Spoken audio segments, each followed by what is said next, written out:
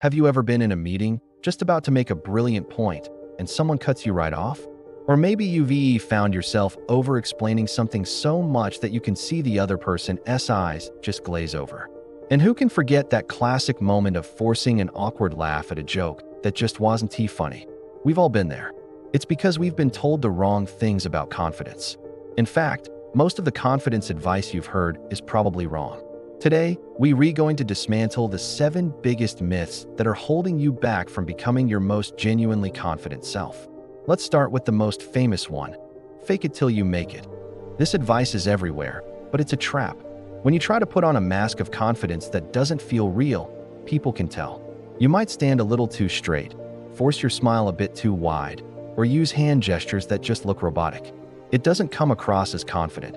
It comes across as inauthentic. You end up feeling like an imposter, and that feeling actually erodes your real confidence over time. True confidence isn't about faking in persona. It's about being comfortable and authentic in your own skin. It's about accepting who you are right now, not pretending to be someone you're not. So let's ditch the mask. Next up, myth number 2. You need everyone's approval. In the age of social media, this one is a killer. We post a picture, a thought, or an achievement, and then we're glued to our phones, anxiously waiting for the likes and comments to roll in. Each notification gives us a tiny hit of validation, but what happens when they don't come? Our self-worth plummets. Tying your confidence to external validation is like building your house on sand. It's unstable and can be washed away at any moment. Genuinely confident people don't seek approval. They operate from a place of self-acceptance. Their worth isn't determined by a like button. They know their value, and it doesn't fluctuate based on other people's opinions. This leads us right into myth number 3. Setting boundaries is selfish. How many times have you said yes when you really wanted to scream no? Maybe a colleague asks you to take on extra work when your plate is already overflowing, or a friend wants you to go out when you're exhausted and just need a night in. You agree, but inside, you feel a mix of resentment and frustration. We do this because we're afraid of being seen as selfish or difficult. But here's the truth: setting boundaries is not selfish. It's an act of self-respect. It's you communicating your needs and limits. It teaches people how to treat you and preserves your energy for the things that truly matter. Healthy relationships, both personal and professional, are built on mutual respect, and that starts with respecting yourself enough to say no. Now for myth number 4. You must avoid conflict. The moment a disagreement arises, do you feel an urge to retreat?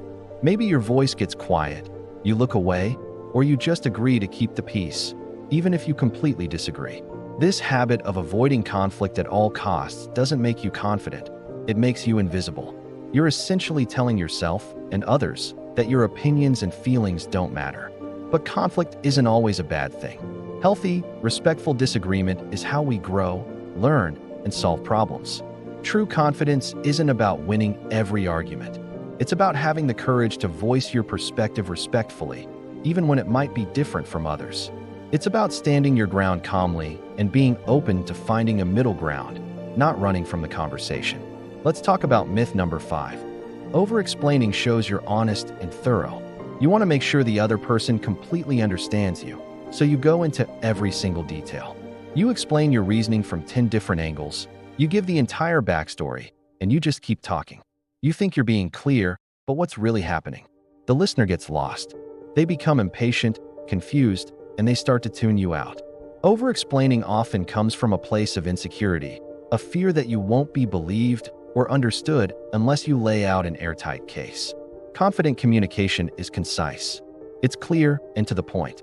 Trust that you can express yourself effectively without needing to justify every word. Say what you mean, and then stop. The silence that follows isn't a vacuum you need to fill. Which brings us perfectly to myth number 6. You should fill every silence. You're having a conversation, and there's a natural pause. Panic sets in.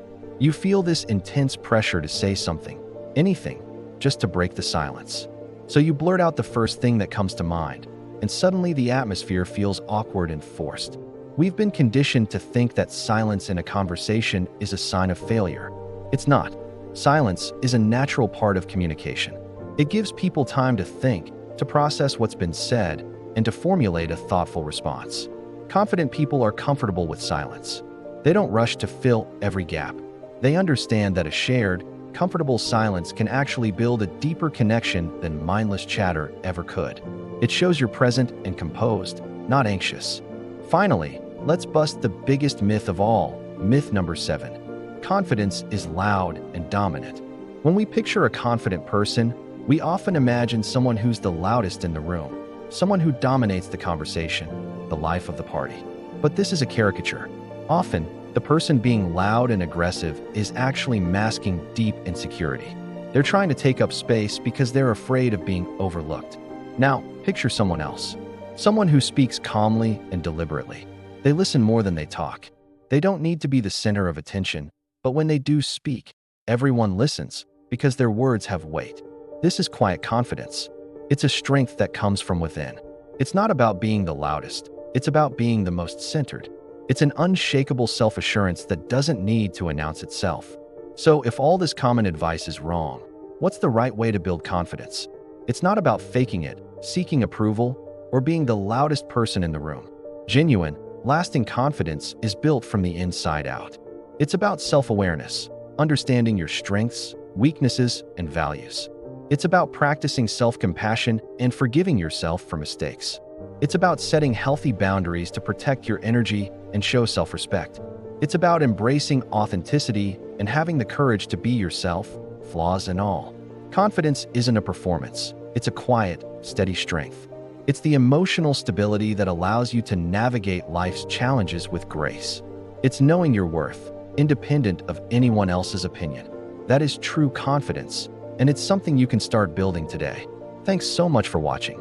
If this video helped you see confidence in a new light, hit that like button and subscribe for more content that helps you become your best self. See you in the next one.